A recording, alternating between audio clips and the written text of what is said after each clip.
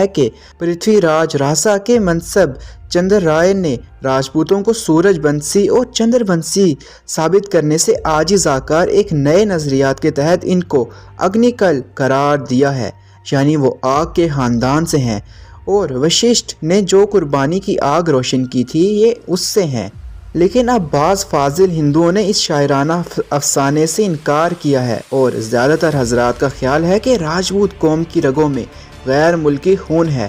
Tod نے اپنی مشہور کتاب تاریخ راجستھان میں اسی نظریے کی تائید کی ہے اور راجپوتوں کو وسط ایشیا کے سیتھن قبائل کا قریبی قرار دیا ہے۔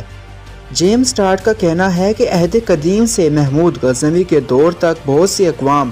ہند پر حملہ آور ہوئیں، وہ راجپوتوں کے 36 راج قلعے میں شامل ہیں۔ اہم کی بات یہ ہے کہ ان کے دیوتا، ان کے شجرہ نسب، ان کے قدیم نام اور بہت سے حالات و اطوار چین